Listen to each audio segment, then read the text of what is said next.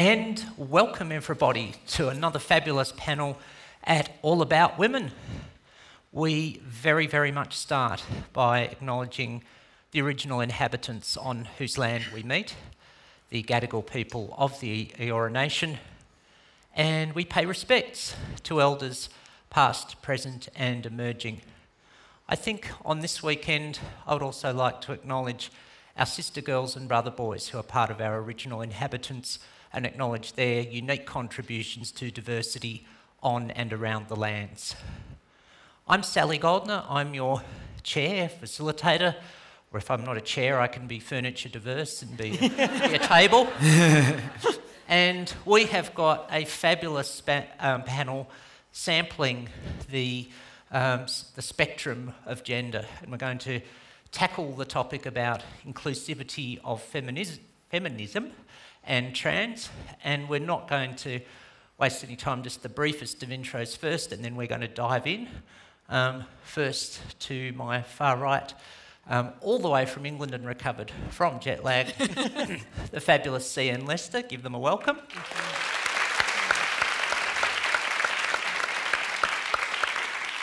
From not so far away in Brisbane, no jet, 1 hour's jet lag anyway with daylight savings.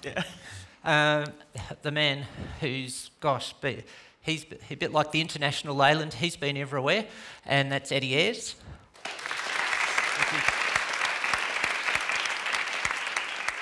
And while not having to travel a lot of distance from Oxford Street last night, the glitter's still there, Sydney's own Jordan Raskopoulos.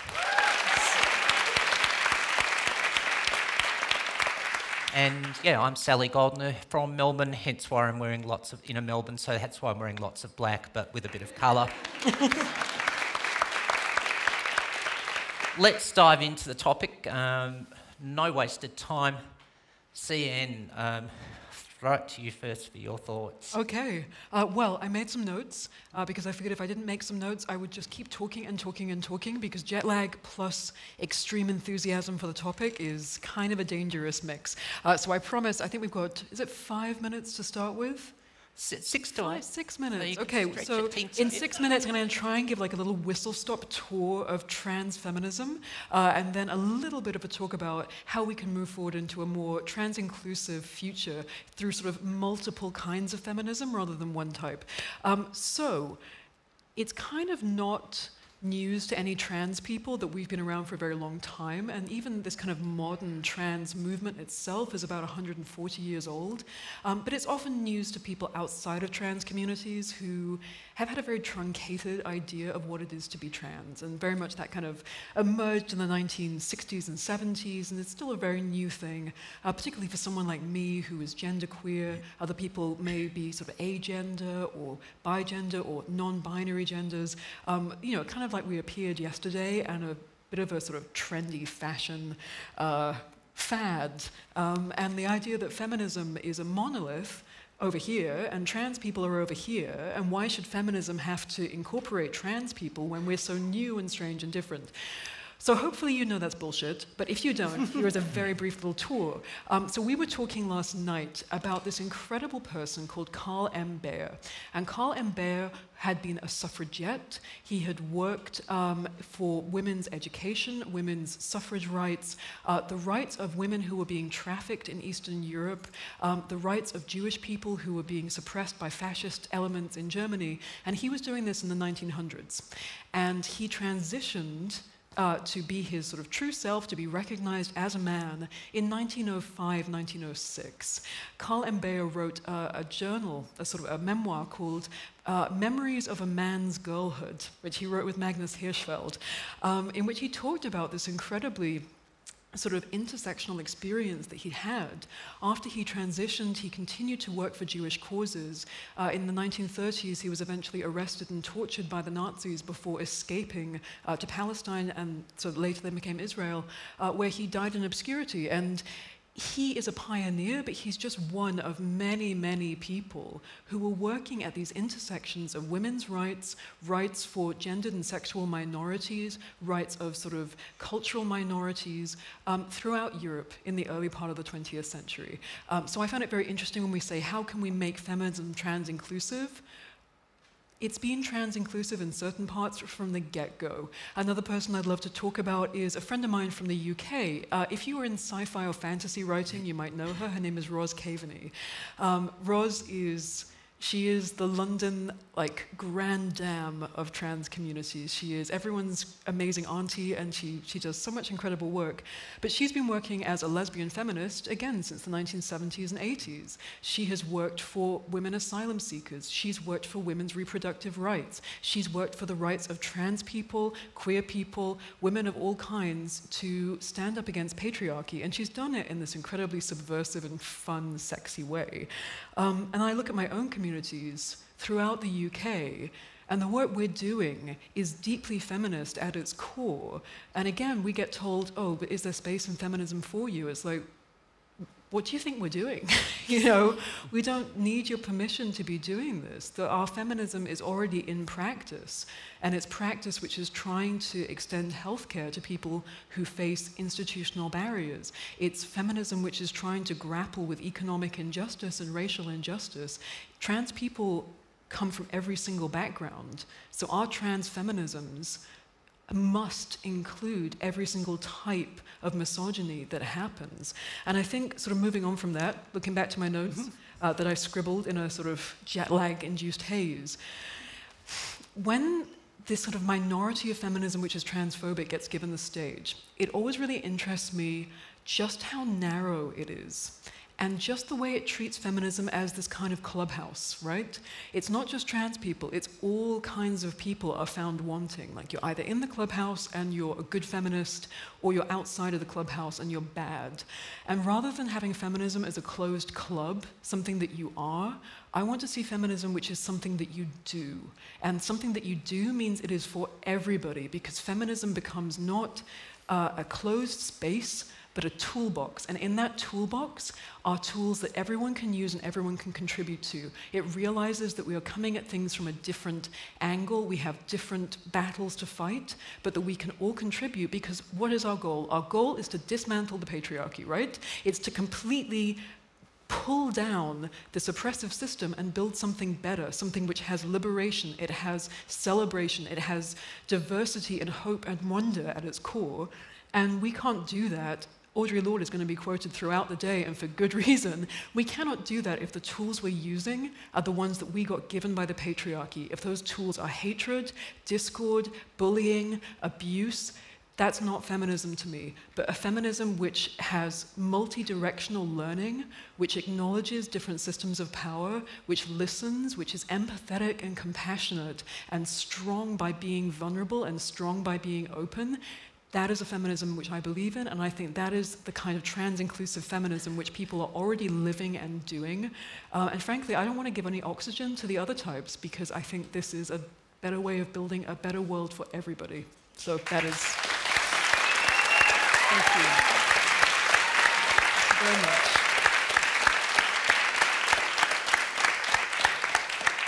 Oh yeah, let's make it a big clubhouse for everyone, everyone in who wants to. In the words of Picasso, every act of creation is first an act of destruction. Let's paint something that's better than what we have. And let's use all forms of art. As I turn to someone with a musical background, Eddie, your thoughts? Nice segue, Sally. Very good. Sally, segue over here. Well, first of all, thank you all so much for coming. It's great to see so many people who are interested in this subject. So my name's Eddie Ayres, and I'm, as Ian was... gave a sort of very specific little talk. I just thought I'd talk more about what it is to go through the world for 49 years in a female body, and now for the last couple of years in a male body, and I guess my experiences of those two things and how shockingly different it is. So in terms of feminism, I grew up in a family in England. My mother was divorced in 1969, and I'm the youngest of four. Mum had a very, very bitter attitude towards men, and the reason for that, I've only just found out, is that my dad forced a divorce onto my mum with 4 children. He was having an affair with the woman next door, literally, and he basically blackmailed Mum to say that if she didn't grant him a divorce, he would accuse her of cruelty towards the children and take us all off her so that she would never see us again. So, of course, she didn't have any choice. And so I grew up in a household with all women except for essentially me and my brother. My grandfather died when I was pretty young, and my dad just wasn't there. I saw him once a year. Now, the wonderful thing about that is that I was taught that girls can do absolutely everything that boys can do. And my mum was a very, very strong feminist. The negative side of that was that all men are bastards. Mm-hmm. And as we know, that's really not the case. It's somewhere in the middle.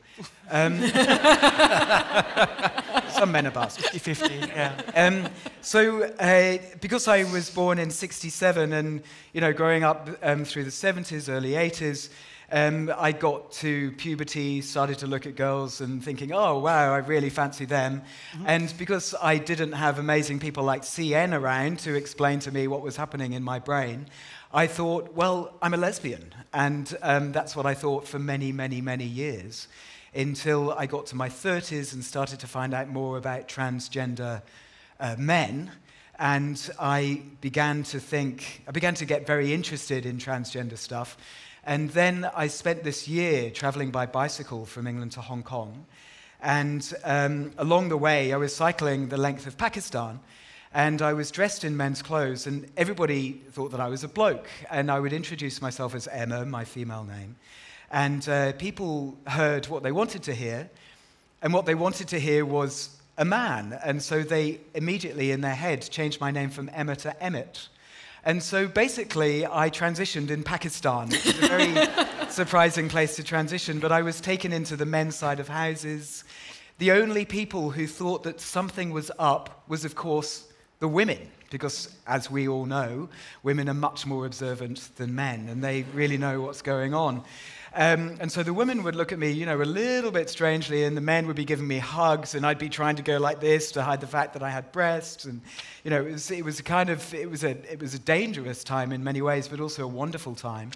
And then I think, as probably a number of trans guys will attest, my life changed when I saw the film Boys Don't Cry, which is about Brandon Teena, a trans man who was raped and murdered in small-town America. So it was at that moment that I realized I was transgender, and it wasn't like, yay, I'm transgender, fantastic. It was, oh, fuck, I'm transgender. How on earth am I going to deal with this? I was in my early 30s. This was a nightmare, and what would my mum say? So I have been in a number of lesbian relationships. I confessed to my partner at the time, and she was very negative about it. And she said, well, I'll always be on the fringes of society. Another partner said the same thing. And of course, we all want to be loved, don't we? And so I chose love over, I guess, self-love. And so I suppressed my transgenderism for many years for love, but also very much for the sake of feminism. I'm such a strong believer in women can be everything. And so why actually can't I kind of make my life work in a female body? But eventually, you just can't do it. You can't suppress being transgender. And for those of you who are not transgender, and to just try and explain the sort of feeling, that it's like, that very sort of thick paned glass that you get in bathrooms sometimes? That's like bricks, but it's actually glass. And you can kind of see the light and the shapes moving outside, but you can't see anything distinctly. Well, it was like I was surrounded in my life by that glass. And I could see males on the other side, and I desperately, desperately wanted to get over to the other side, and I simply could not change over to the other side. And the final straw was moving to Afghanistan, and from coming from a wonderfully open, relatively open, androgynous available society here in Australia, where I could kind of carve a way down the middle, I went to this very binary society in Afghanistan, and it was so clear that I was on completely the wrong side. So thanks to my wonderful partner, Charlie, she put me in touch with doctors in Brisbane, Dr. Gail Behrman, and my surgeon, Dr. Elise Saylor, and they fixed me up. And so I started to take testosterone nearly 2 years ago and had chest surgery, left Afghanistan, and made my way into the world of men. I think a really clear way of showing the thing about being in a woman's world and being in a man's world is women so happily chat to each other. Mm-hmm. And when I was female-bodied, I could go through the world, and I'm a pretty chatty, pretty open person, and just somebody who I don't know, if I was sitting next to them on a plane, I'd go, where are you going, what are you up to? And now that I present as male, I can't do that anymore. I was having a pair of trousers taken up because I've got short legs, and I was at the shop where they take them up. This wonderful woman was serving me and just sort of had a moment to wait. So I said, so what are you doing on the weekend? And she immediately said, oh, I'm going to a barbecue with my husband. So she was, she just immediately thought that I was chatting her up, and of course I wasn't. Another thing, on a plane one time, I wanted to have a chat to this woman who she was crying actually, and I wanted to ask her if she was okay. But then I just thought, no, I'm male now. I simply can't do this anymore. And that thing of being amongst the company of women and being open and friendly in the company of women, you just can't do as a male. So I'd gone from this rich tapestry of conversation to standing at a party with 4 men, the first party I went to after I'd started my transition, and we were all standing around with our beers, and one guy said to me, so, what sort of car do you drive? And it was just at that moment I thought, have I done the right thing? But it's okay, I have.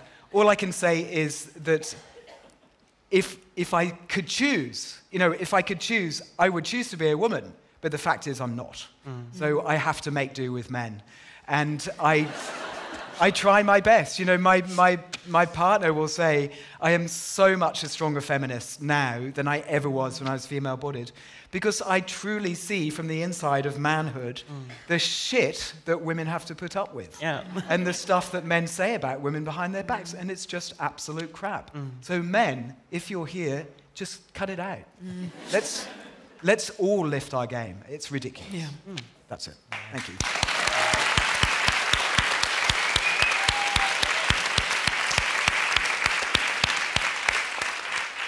You've touched on something I think I want to come back to, that when we put people in stupid limiting boxes, we lose the ability to use our skills. The story on the person crying on the plane is what got me there. So we'll park that thought for a bit. But to our third and final panellist, Jordan, you've sort of, Eddie's there, you're there, maybe, but in your own words, go for it. I think an interesting thing is often when, just picking up from when talk about male privilege and female privilege. Yeah. And I often say to people, have a chat to a trans man, and a trans man will tell you about all the things they have gained and all the changes that they have, and you will believe them because they're a man. Yeah. And that's the thing is that the trans women, we have a very similar perspective. I also have the perspective of being young. And being socialised. What are you trying to say? No, being young and being socialised male, and how difficult that was for me. And I think when we talk about the most toxic elements of feminism when it comes to trans things, that the big criticisms seem to be, you are not a woman, you're a man, you have male privilege. You were brought up as a man and you have all that privilege. But I think all children suffer under patriarchy, and I think the thing that most children, male or socialised male children, suffer is, and I'm borrowing this phrase from Mr. Rogers, from 1969 is that their feelings are not mentionable, and therefore they learn that they're not manageable. And that was something that that I experienced as a young person. You know, I had this body that was becoming riddled with testosterone. I didn't know how to. It caused me dysphoria to even have that kind of hormone in my body. I didn't know what that sensation was.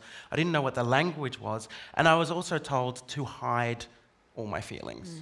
You know, and that my feelings weren't mentionable, and I just had to manage them myself. And it was very interesting for me. About a year ago, I was staying with my parents, and I was going out, and I was wearing a play suit, relatively short, and my mum said, "Is that what you're wearing tonight? It's lovely, but be careful." And I thought, you had never had this kind of conversation with me before, and you should have, and it should have been, be responsible, you know, not be careful, be responsible. And I think responsible is a word, and I'm sorry, I'm just going to talk, and I'm going to go all over the place. Responsible is a word that I really hold on to, because I think we so often use shame as a motivator. And I hate shame. I live with shame so much in my life, and I think it is a terrible feeling, and I think it is a terrible way to motivate people. And when speaking about privilege, we often attach the concept of privilege to a feeling of guilt or shame. That some people, if you have privilege, you should feel guilty about it or ashamed. And I really want to press, if you have a privilege, you should feel responsible about that. It's not about feeling guilty. It's about realizing what you have that other people don't, and deciding whether that's fair or not. And if you decide that it's not fair, then be responsible for making sure that other people either have that, or be responsible for dismantling the structures that are in place that are giving you that advantage.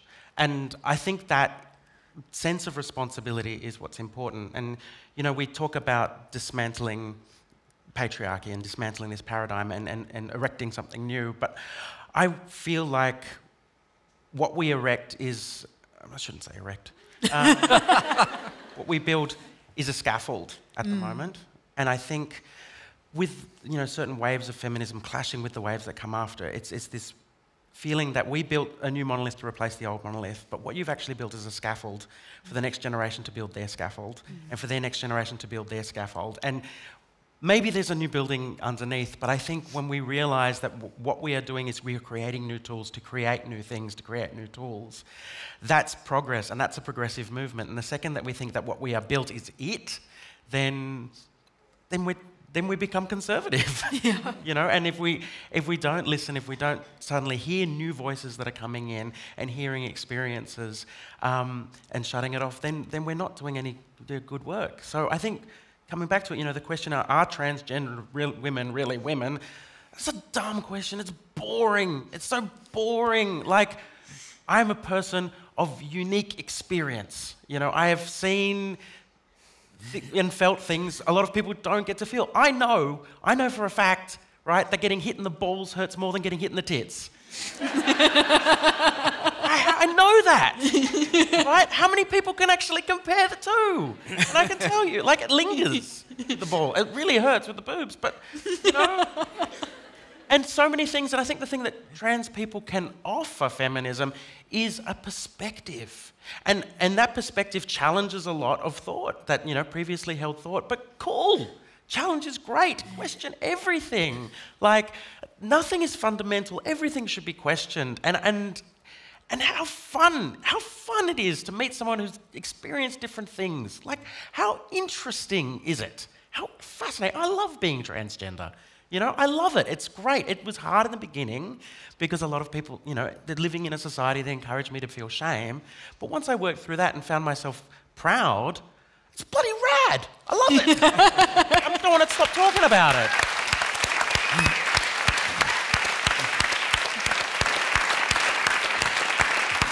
Yeah. So, yeah, thank you for coming, because it's interesting. It's interesting. That's why you go. It's a journey at All About Women, you know, and, well, to borrow from a reasonably good philosopher, you know, guy called Batman. He was pretty good. He often said to Robin that you should use your privilege for good and not evil purposes. I think that was what he said anyway. but that's And atomic batteries to power turbines to speed as well. Yes. I'm going to segue as we have a bit of interaction between the crew. Jordan, you touched on something that I think is dear to my heart, and that is trans awesomeness. And just a little mention before I forget, March 31st is Trans Day of Visibility. Sometimes I like to call it Trans Awesomeness Day. So make sure you put something on your Facebook or Twitter, or if you've got an organisation, discuss trans and gender diverse issues there. But I want to bounce that around. Let's keep it going. The awesomeness of being trans or gender diverse. You've started it. Let's keep it rolling. I think one of the things I really love is I came out really young. So I came out when I was 15. So I have lived the majority of my life as an out gender non-conforming person. I would say I'm gender queer. I would say I'm trans, like big brushstroke words. But as someone who doesn't fit comfortably like on one side of the binary or the other, it is very hard. But the awesome thing is that so many people then come to you and say, maybe I don't fit either. It gives them a permission, even like the blokiest of blokes, when they've had a couple of drinks, to come and say, it's all a bit bullshit, or to cry and talk about their feelings and say, actually, I don't like this. I don't like this toxic masculinity. I don't like what it does to me. I don't like what it does to my friends. How can I be a better man? How can I be a better feminist? Sometimes it feels like you're someone's gender confessional box. Like, I cannot go to a party without this happening, like ever. But I think it's everywhere. I think we have a huge amount of anxiety about what it is to be a man or a woman. Again, I feel a lot of the time people treat me as a gender failure, to take Ray Spoon's sort of phrase. It's like if you're not doing one or the other, you're just in this kind of hinterland of, sort of just rubbish and outcast and sort of, but it's great there. There's so much freedom there, and there are so many amazing people there, and then you meet people who kind of go like, can I come in? Just like a little bit for the evening, maybe. And I think there's some incredible research coming out, I think of Tel Aviv University, and some of it sort of looking at people's internal feelings of gender as opposed to how they sort of walk around the world. And some of this research is showing that the majority of people, when you ask them deep down, do you really know what it is to be a man? Do you really know what it is to be a woman? They're going, actually, no, I don't. And maybe we could have a freedom to question these things and move beyond that.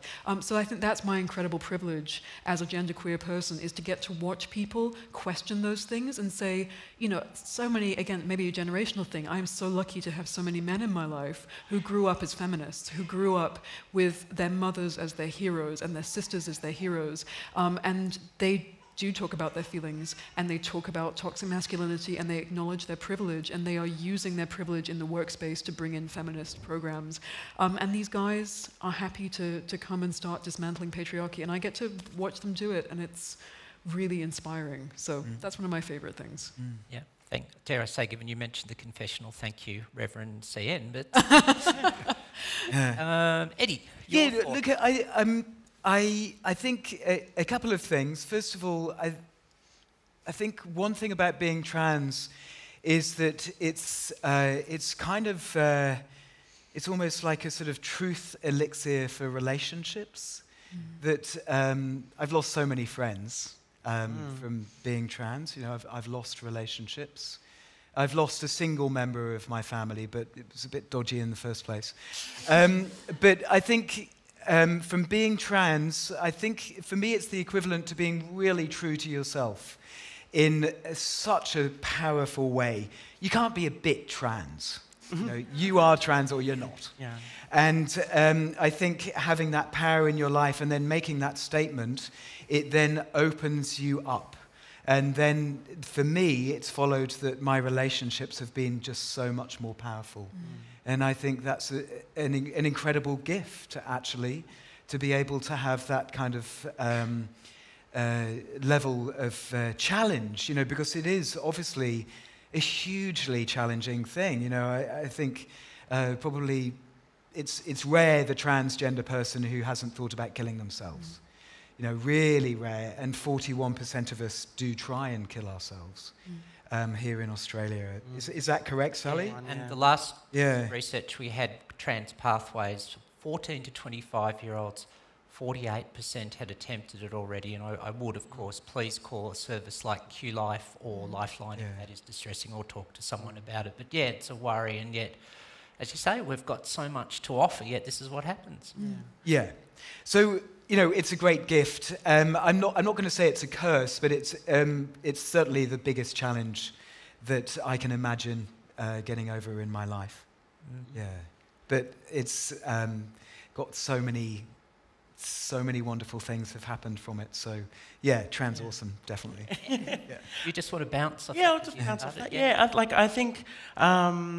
I had something to bounce off, and then I've forgotten what it was. Yeah, boing and fall on the ground. But I think it's great. I mean, for me, it was all, you know, getting to the point where I'm just like, all right, I'm a woman. How do I do this? What's the rules? How do I do this? Who do I have to talk to?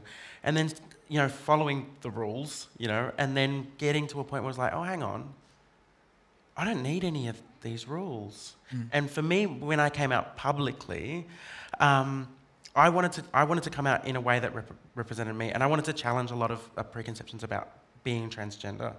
And I came out shortly after Caitlyn Jenner, and I thought, I don't want to do that.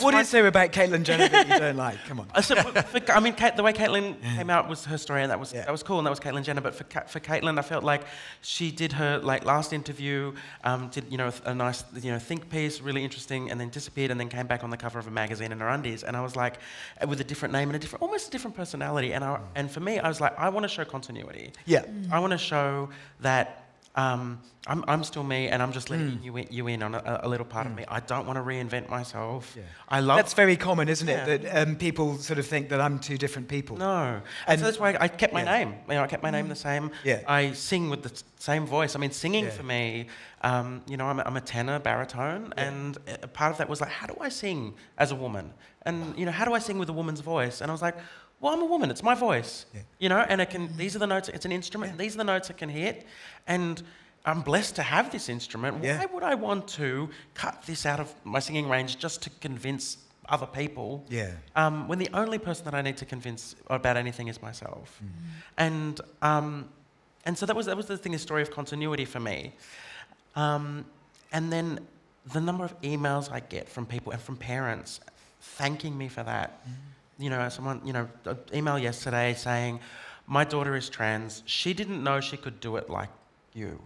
She thought she had to start all over again and reinvent and stop playing video games, and she had to start fitting into this thing. And, and she sees me on there, and, I'm still a gamer, and I'm still a massive nerd, and I still like all the same things I liked before.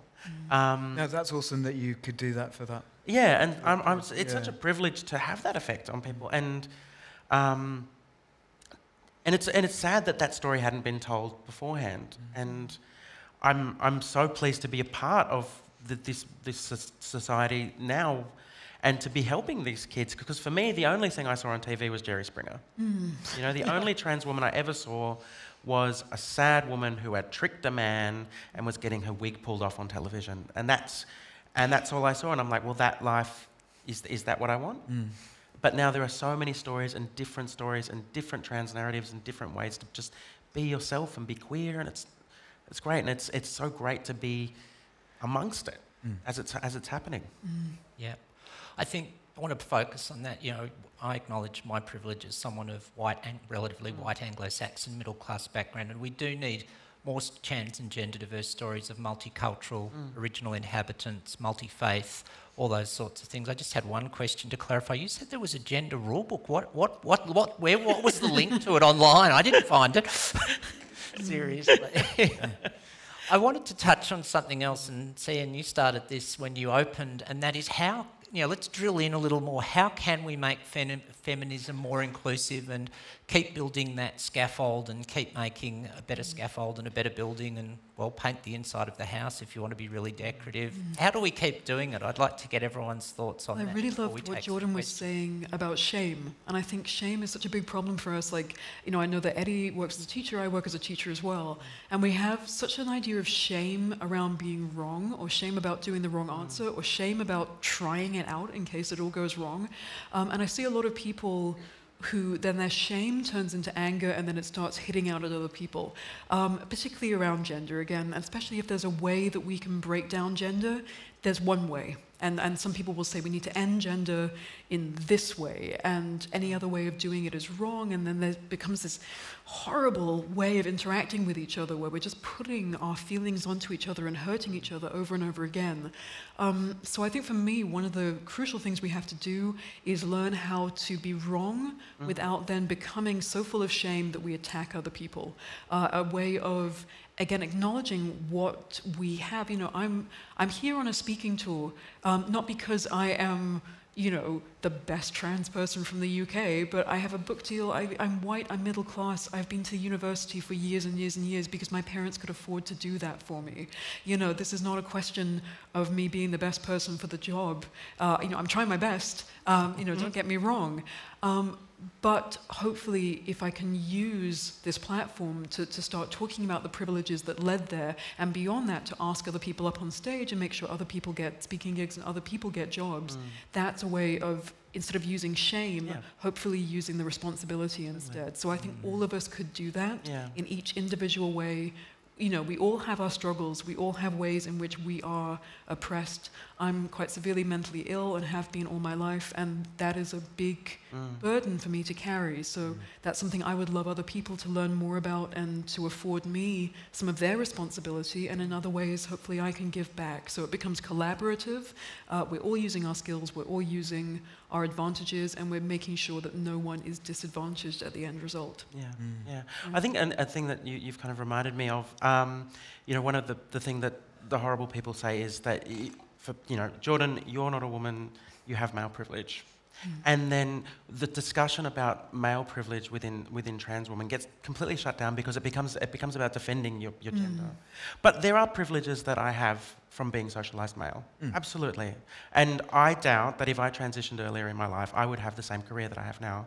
And I was fortunate enough to transition at a point in my life where I had a profile, and you know, I was doing a radio interview, and like, isn't it great that we've got a famous transgender comedian? I was like, no, it's great when someone starts from the bottom in comedy as trans and comes up. I've built that profile with male privilege and taken a step to the side, and I acknowledge that. And again, it's not about shame, and it's not an attack on my gender. My gender's 100%. I know what I am, but it's going. I see that. And I acknowledge it, and it's my responsibility to make space for other trans people, other women, people of colour, anyone in my field who is not as privileged as me.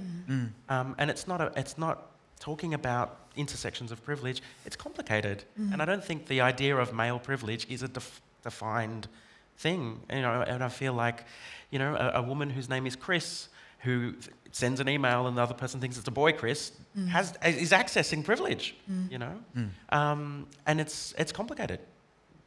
One of the ways that I think would just be so quick and so simple to advance feminism, because feminism is basically about equality, isn't it, is to get rid of single-gender schools. I just can't stand single-gender schools. Yeah. Look, last year I was teaching at a single boys' school in Toowoomba.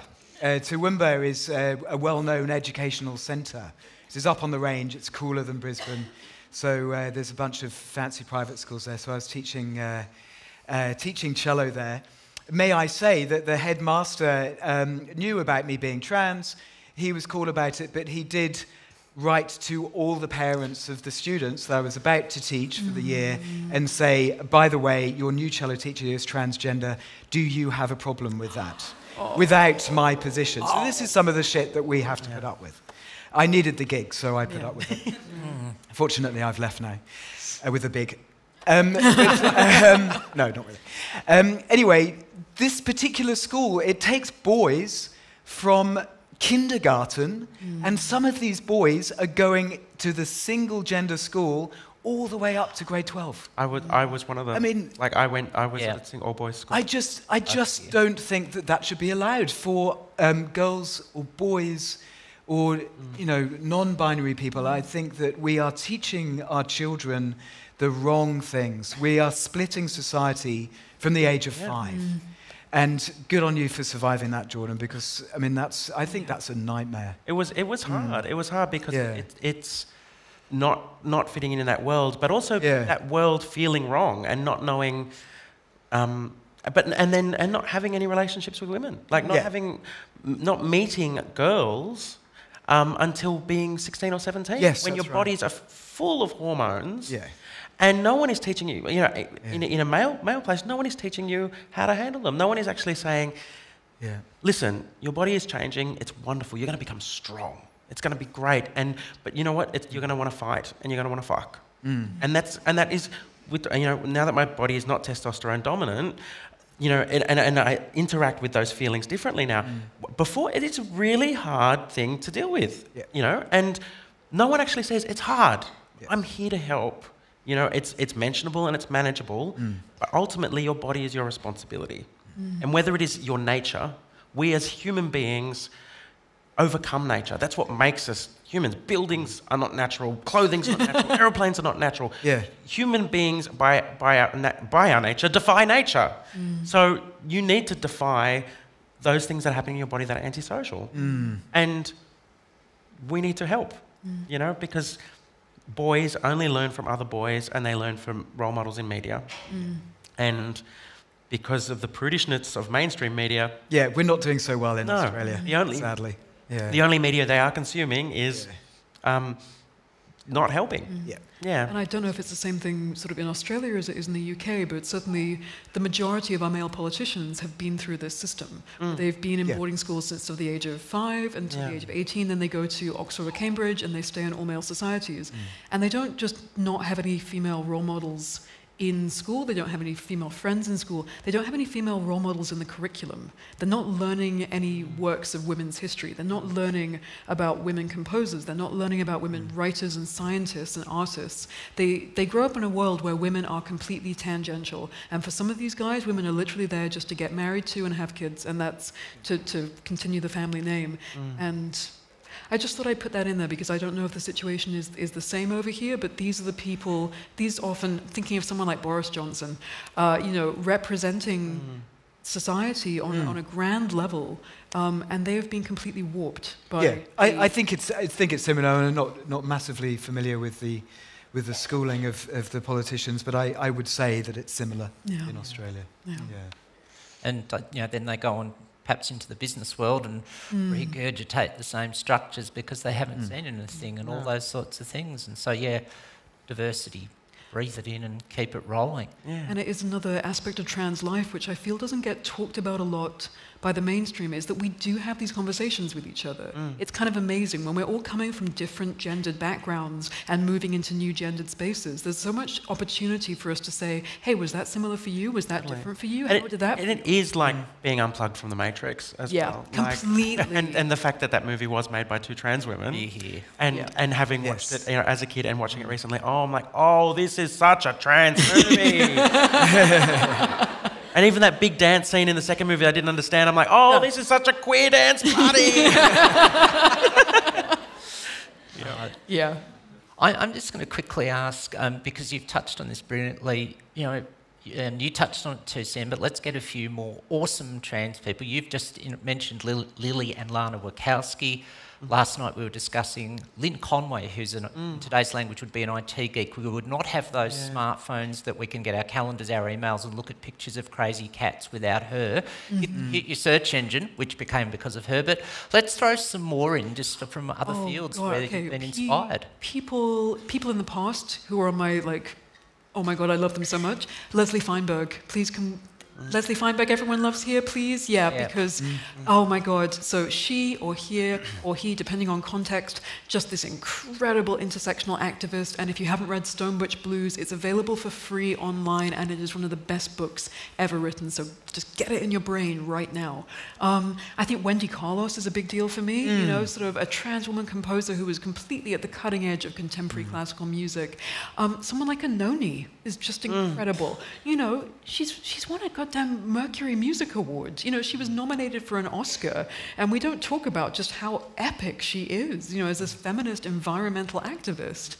There are so many, and I get to work, as a trans artist, you know, you do these shows and you're backstage and you're surrounded by such talent that's been forged in such a hard way, and people have taken those ingredients and turned it into something beautiful that they can share with the audience, and you just think, oh my God, I am so lucky.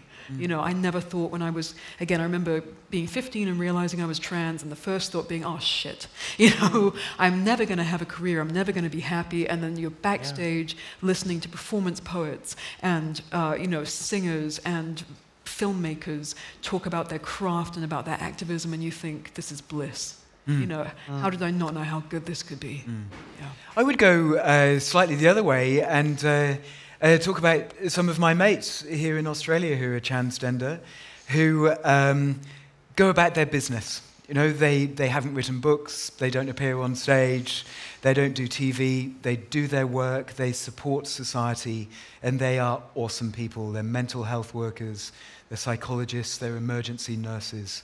And, you know, there are so many amazing trans people who transition and they get on with their lives. And I think that they're incredibly important. You know, that we have the more well-known trans people, but I think those everyday visibility is so important. It's incredibly important that they're open, but they don't sort of feel like they need to sort of court publicity in any way. I want to just give a shout out to trans women in sport as well. I think it is such a hard topic for people to digest, you know, that a trans woman can compete in sport. And there's such bravery being in that space. I mean, I play roller derby and I love it, and I'm so fortunate that it is a sport that doesn't scrutinise me and celebrates me and celebrates what my body can do. And, you know, if I have, you know, an advantage in sport, it is not medical or physical after this much estrogen. It's social. It's the fact that I went to an all-boys school and I played rugby for 12 years, you know? Yeah. And I was taught that my body was strong at a young age, and you know, seeing women that I play with, discovering that their bodies are stronger than they've been led to believe their whole lives, and playing contact sport and getting hit by me, and I weigh 105 kilos. I'm on roller skates and I hit you, it hurts. But and then stepping up again and like, that was great. But, you know, so the people out there that are being in sport and being screwed, you know, Hannah Mousey in the AFL recently, Renee Richards, Fallon Fox, you know, trans women being out there, being in sport, competing, and dealing with the sports culture, which is, you know, quite toxic. Yeah. And so sports people. Yeah, good one. Yeah. And also a plug to Martine Delaney, a trans woman who was playing soccer as a female in Tasmania in 2005, a bit of a pioneer. So we're at that point where we'll call for questions, and we've got 2 microphones. We've got a number 1 up there and a number 2 up there, but we don't have a bronze medalist over there with a number 3 if we're going to be sporty. Just so if you can make your way over to the microphone if you've got a question, and we'll take them. And just while people are... A couple of things. I know sometimes people get a bit nervous about asking questions about trans. I know it's a nice space, but if you're a bit nervous, just say something like, look, I've got a question and I'm not sure how to ask it, and that sort of thing. Then we'll throw you in that. You know, so, because you can bet in a space of, what have you got, a couple of hundred people, you bet about 100 have the same question. Totally. And... It's like Sian was saying, that like the fear of making a mistake and the shame that comes with it is holding us back. Yeah, failure is okay, because how the hell else are you going to learn? What is it? Success isn't a straight line. It's out there. So please ask questions, and also just while we've got people queuing up, and we are getting just a quick mention of a resource which helps break down gender, which I like. It's called the Gender Unicorn. Have a search for it. And it's very important because it proves unicorns do exist. All right, now we've got a few people queuing at number 1, and I think I can see people queuing at number 2, so we'll alternate. And the person in the black top got up there first, so throw it at us. Hi, just a question relating to what Eddie was speaking about of our schooling system and the way that we have single-sex schools or non-single-sex schools. It's a question I've always really kind of struggled with. I think that absolutely it's so important to have both genders at primary school, where you're really just learning how to socialise, basically. And I also agree, I have a partner who went to a single-sex male school who had to really unlearn almost all that he learned there, and he's still struggling with that. But I also have conflict in that I went to a single-sex girls' school where I felt very valuably the safety that comes from that, being able to speak in class without ever having someone speak over me. And in my later life, I kind of, as a woman, have this feeling coming from a strong feminist single-sex school of always having 1,000 women standing behind me. And I kind of wanted to explore if it's maybe more a question of not putting privilege together. So people with privilege not being only limited to being with people of the same privilege, or how we kind of explore that in the schooling system. Yep. I mean, if you would allow, I think maybe, I don't know if this is a different viewpoint to that, but in the UK, single-sex schools are still really prevalent. So I was sent to a single-sex girls' school, and it was one of the worst experiences of my life, and I was very lucky to escape without committing suicide. It was not in any way supportive. The most toxic elements of what girls are taught they should be was what reigned among the teaching staff and among the pupils. So girls, the bullying was so endemic, and it was based on sort of very gender-related bounds of sort of gossiping, backstabbing, ostracization. So you could go a whole year without speaking to someone else and just seeing your name being scrawled on blackboards with, CN is a freak, all this kind of stuff. The staff played into a girls will be girls idea, and it was so very much like this was normal, this was how girls socialized, this is how they should be left to interact with each other. So we had so many suicide attempts, we had so much pain and suffering, eating disorders, sort of people leaving school halfway through. It really left me with a If you don't mind me saying, Sian, that sounds like a shocking school. It's really well really rated. Does. It's really well rated, and a lot of schools in London are like this. And when I talk to people throughout the UK who've been to these top private schools, which are single sex, it's exactly the same. Yeah. There used to be weekly weigh-ins at St Paul's Girls' School because, these are not bad schools. These are considered extremely good schools. They get great league table results, and they have a lot of people who go on to achieve great things. But we went on to achieve great things. It was awful, and the school culture is changing, but it really brought it home to me that it wasn't a question, you couldn't make a feminist school just by making it single sex. You had to make it feminist by making it explicitly feminist, and this school was racist, it was classist, and it was just toxic for all the people that went there. So I think, forgive me for being very passionate, I'm really glad that you had such an amazing experience, and I want kids to have that experience. I want girls in particular to grow up feeling that they have everything at their feet and they never have a single barrier in front of them. But I think that has to be a deliberate way of crafting a curriculum and a school culture.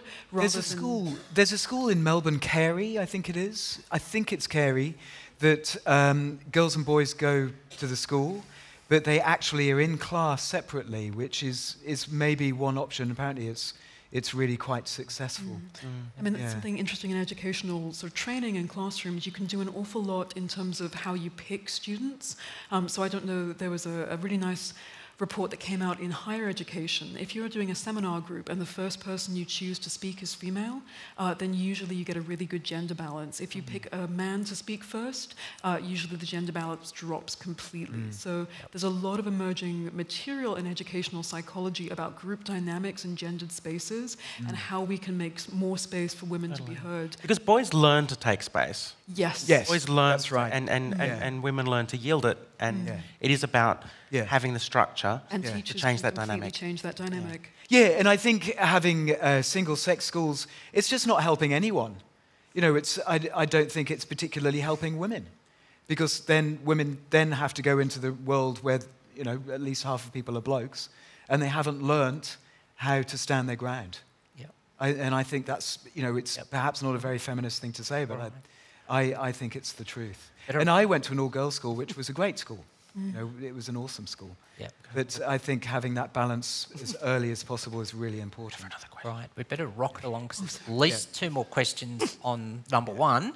But and I've got to go up to number 2. I can't quite see if there's anyone actually wanting There is, yeah. There is? Just over here. Oh, yeah. It's the crippled woman in the background who can't fit on the other side. So I have lots of kids, and I'm fortunate enough to have 2 transgender children who are also disabled. Yay. I'm just wondering if... I know that the trans community is very friendly towards neurodivergent and autistic people, because I think it's 9 times as likely for an autistic person to be transgender. So I'm just wondering, in terms of those intersects of disadvantage where not only are you more likely, for example, to be at risk of suicide if you're autistic as well, but also to maybe have some more issues with navigating complex boundaries, especially at school, in terms of social boundaries because of your neurology. I just wondered if you had any advice for young autistic and neurodivergent trans kids. Anyone? I would definitely say there's a UK organisation, but I think they are online and they spread their wings, and they've got a lot of young people involved who are from different sort of parts of the globe. They're called Gendered Intelligence, and they are the most beautiful group of young people, so up to the age of 25. It's run by the young people themselves as well as their parents, sort of some support workers. It has a really strong background in, obviously so many trans people are disabled by society in different ways and have different ways of being in the world. The latest report in the UK, Stonewall, found that 50% of trans people self-reported as being disabled by society in some way, and Gendered Intelligence is on that. And they're so positive, they're so creative, and I think they would love it if people got in contact and help them sort of spread their message and share their resources. Yep. You've got the Next question. Yep. We better zap through. Got one from down at number 1. Hey. I was wondering, so gender identity is obviously very important to trans people, but you also learn, say in like Feminism 101, that gender is a social construct, quote unquote. How do I reconcile those two, facts? Is one of them wrong, or like how do I reconcile the idea of gender being something completely made up with gender identity, and how important that is to trans people? I think you answered your own question when you said that it's Feminism 101. That a lot of people say when they criticise me online, it's like it's basic biology, and I'm like, well. Yeah, but that's because you've learned it at the basic level, Biology is complicated, feminism complicated. It is so much more complicated than 101, and it's so much more complicated than the biology you learned in high school. So I think it's about just going, well, this is, Feminism 101 is the baby blocks, and it's complicated, and just accept it's complex and dive in. Yeah. And saying, social construct doesn't mean made up.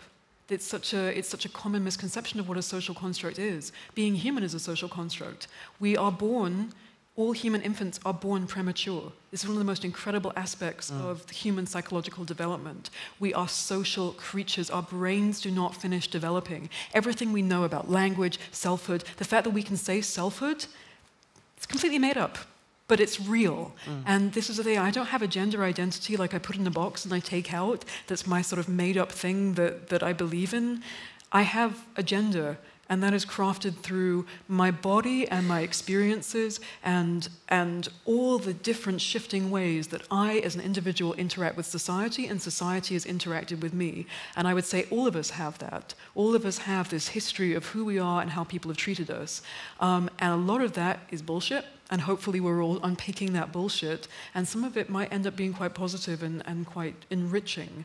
But until we get past this idea that social construct means fake, and that trans people have a gender identity and cis people don't, we're going to be really stuck at the 101 level.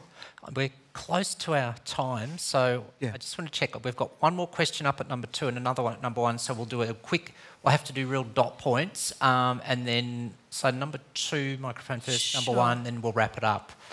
I can be super quick. Just thinking again about sort of the division and apartheid of space according to lines of gender. When we think about the unconscious bias that's implicated through things like the division of public space, when we think about the assumptions we make by the simple gender division of toilets or public bathrooms, how do we actually create a language or advocate for more gender expansive ways of thinking through public space and how we determine safe spaces? Just get rid of single-sex public bathrooms. And teach boys not to piss on the toilet. Yeah, it's so simple. I teach at a state school, a primary school in Brisbane. It's a wonderful school, state school. They've got a new building. They've got a whole bunch of loos, and each one is just an individual loo. It's super simple. Yeah. A boy goes in, a girl goes in. Yep. And that's it. You know, it's not much to change. It's like a duh question. Right. And the last question down, number 1. I'm a very junior employment lawyer, and I have the great challenge and privilege of creating certain policies and workplace handbooks and enterprise agreements that encompass the whole spectrum of gender. And as a younger person in my organisation, I arguably have a more open mind, and it's the concept is not something that I've ever questioned. It's just, this is how humans are. But the thing that's always fascinated me, and the thing that we have to do a lot of work around, is the linguistics of the gender spectrum. And I think in English it's a little bit easier. I also speak French, and I've always wondered, I've never been in the situation where I've had to use it, but in these languages which, you know, and we know that language is at the root of culture, how is language evolving from gendered languages to encompass people who don't identify with gender? In French in particular, some people are using il, I-L-E. Some people use el, il, back. They sort of go backwards and forwards. I think in Portuguese, there's a lot of moving backwards and forwards. When I was doing some work over in Spain, people would, I think you see people adding X to the end rather than an O or an A. So I think it is all there. Just ask people. Like, honestly, there are genderqueer activists everywhere. Totally, and it's one of those things is you create and discover language. You know, you go, here is a concept, we've got the concept, it needs a word, and you give it a word, and then you share that word around. And language is a privilege, and if you've got those words, you have a responsibility to share them. And then hopefully we can practice them as much as possible. Yeah. Yeah, absolutely. I'll just throw something in there. It came up in my social media this morning. Great telepathy. Someone of Jewish background. Yes, I went through a bar mitzvah at a progressive, inclusive LGBTI synagogue. I finally, at 48, had a bas mitzvah. And this morning in my social media there's a gender-neutral equivalent of a benai mitzvah. And I'm just sitting there going, l'chaim. We can keep inventing. We've got to wrap it up. Please give the hugest appreciation to our amazing panel. Thank you. Thank you so much. Thank you. Awesome. Thank you. And awesome.